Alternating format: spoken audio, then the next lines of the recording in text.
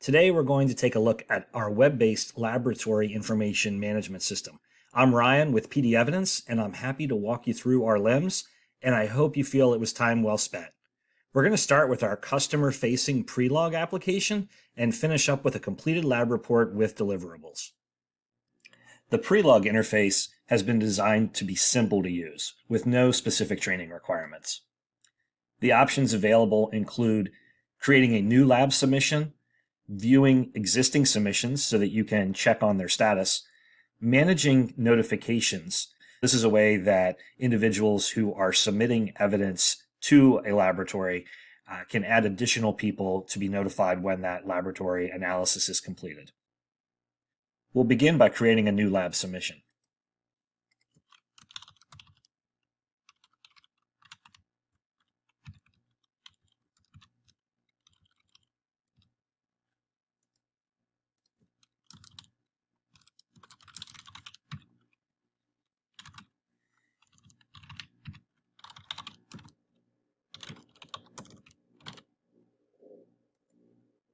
In step 2, the user has the option of adding attachments, and these are files which will be submitted to the laboratory as part of the assignment. Commonly, these files could be things like authority to search. In step 3, the user is going to add any names that they want the laboratory to be aware of. These would be people that are involved in the case in some way.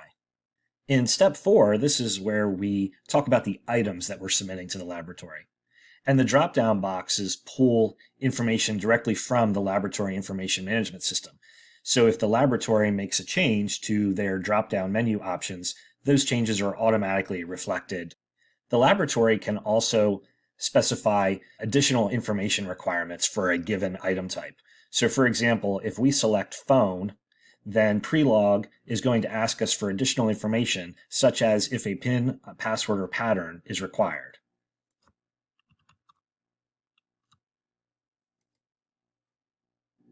One or more laboratory services will be specified, and any notes related to that particular item can be added.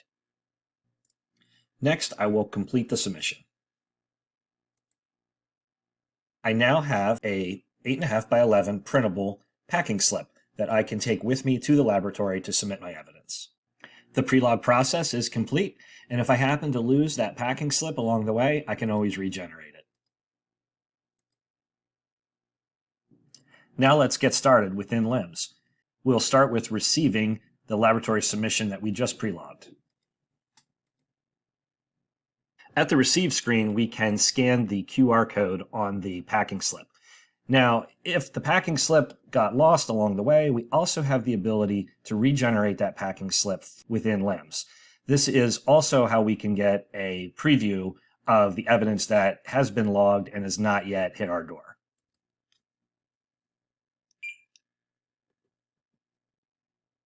For multiple item cases, we would simply continue scanning the QR codes for each item until all of the items are populated on our screen. Our sample case here today is pretty simple. We have a single item submission consisting of an Apple iPhone XS. So at this point, we can just click complete. However, if we had a more complex case, we also have a few more options. We have the ability to modify the item description or subdivide the item.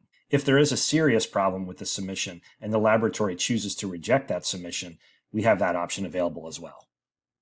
Let's move forward with the receive process. Next, all of our item labels and case labels will be generated, and we can print these or not, depending on the specific needs of the laboratory.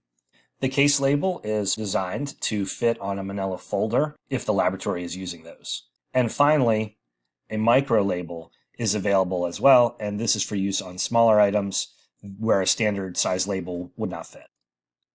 Next, we're going to capture electronic signatures from the submitting agency as well as the lab. At the transaction confirmation screen, I have the ability to work with the receipt for this particular transaction of receiving the item into the laboratory. So I can generate that as a PDF that I can send to the printer and hand the person that is submitting the evidence.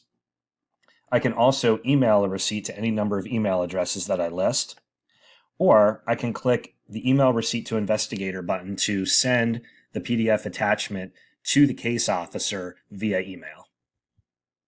If my next step is to move the item into some type of locker, I could continue the move, adding in the next step to the chain of custody, or I can move to the dashboard. Back at the dashboard, it may look like there are a lot of options going across the top, but really we have two tables. One is the assignment table, which an assignment is really like a work order. It consists of one or more items that require work from a specific section of the laboratory. The second table is the items table, which consists of all of the items that the laboratory is controlling. The various assignment sections are really just filtering assignments based on the user, the analyst, and the status of the particular assignment.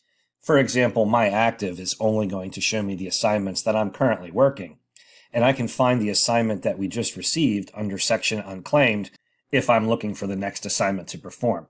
I can also see the age in days and the number of items that are included in that particular assignment. Let's get to work on this assignment by opening it. We can see our lab case number and that it was submitted by our fictitious PDEvidence police department along with their reference number or incident number. I can see that this is related to an assault investigation for the digital forensics section and that it's currently pending analyst assignment. If I scroll down, I can see that there is one item associated with this assignment and that it's currently located in the computer forensics lab. I can also see that an investigator note has been attached that there is a PIN number of 1245. This was specified during Prelog. I can't take any action yet on this item because I'm not the analyst. In fact, there is no analyst of record. So I'll change that by claiming the assignment. At this point, I can now work with the item and document the steps of my analysis. We can also see in attachments, we have a sample PDF. This goes back to step 2 of our Prelog process, where we uploaded our authority to search, that sample PDF document, which has automatically been adopted and included in the assignment for the analyst to review. Let's take a look at how the analyst can add additional attachments, which can even be used in the final report. We're going to add a sample photo of our iPhone. LIMS will recognize this as an image and process it, adding tags based on the content it sees, including objects, letters, words, and numbers. Here, LIMS recognized the object as a cell phone, electronics phone, mobile phone. LIMS was able to employ character recognition to identify the names of the apps on the display screen, as well as the day and time.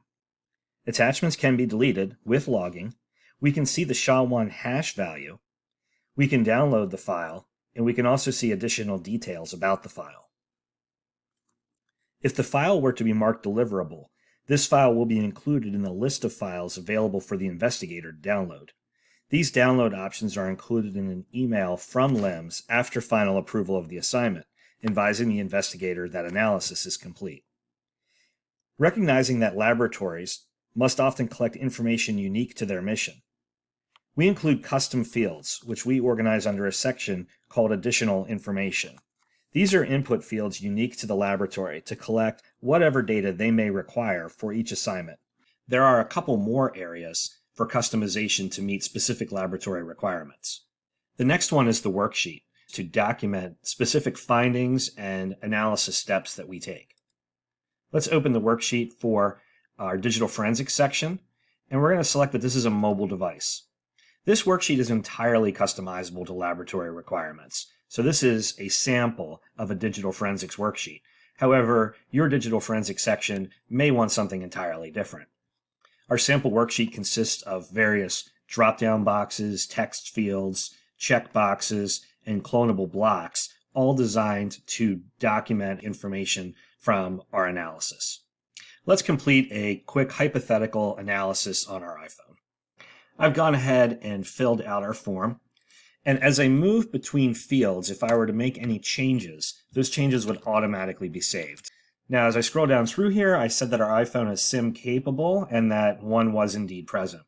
It was submitted in airplane mode. It was an encrypted device because it is an Apple iPhone. A security lock was applied and it was provided by the submitter. I've documented the iOS version, the PIN number, And down here I have a Celebrite extraction summary, and the purpose of this particular box is that if I did use Celebrite and I'm looking at it in Celebrite Analyzer on my workstation at the time I'm running LIMS, I can copy the extraction summary to clipboard and then paste it in this box, and PDEvidence LIMS will parse out that extraction summary and automatically populate as many fields as are recognized within the extraction summary. Finally, I'm documenting my acquisition results. I may have performed one or more acquisition using one or more tools. For example, I may have performed an advanced logical using Celebrite, but maybe I also used other modes within Celebrite, or I may have used other tools, and I can create as many of these boxes as I need to document every successful or maybe even unsuccessful acquisition attempt. I may also want to generate this form into a PDF document so that I have it in my folder for future courtroom testimony. When I'm satisfied my worksheet is complete, I'll head back to the assignment view screen. While completing work on this phone, I may find sub-items, otherwise known as derivative evidence, that I need to itemize. I'll do that for a SIM card that we found in our hypothetical assignment.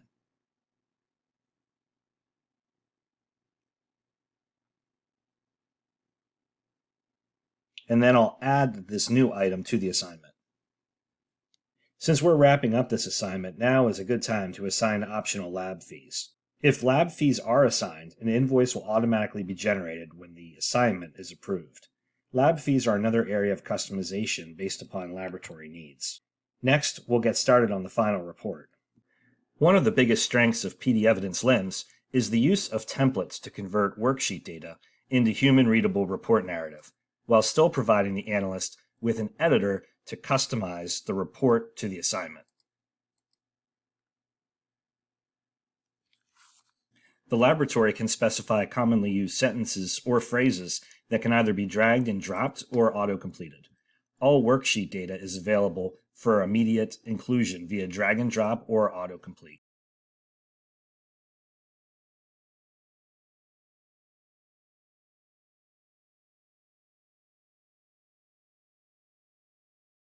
Images added to the assignment can be inserted and resized as needed. The end result is a highly automated report engine. Following completion of the report and assignment, the analyst can signal that this assignment is ready for review, be it peer or final based upon laboratory policy. A reviewer may claim the assignment for review, then either approve the assignment or return it to the analyst for correction with explanation.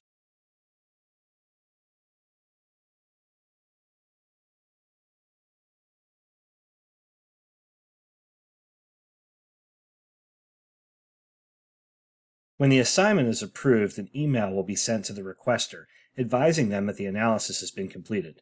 The email will contain links to download the final report narrative, with electronic signatures automatically applied, along with the laboratory invoice and any attachments that have been marked deliverable. Along the way, it may become necessary to document correspondence with the requester or review the history of an assignment. The command buttons located at the top of the assignment view screen can handle these tasks. Well, that's it. You made it through.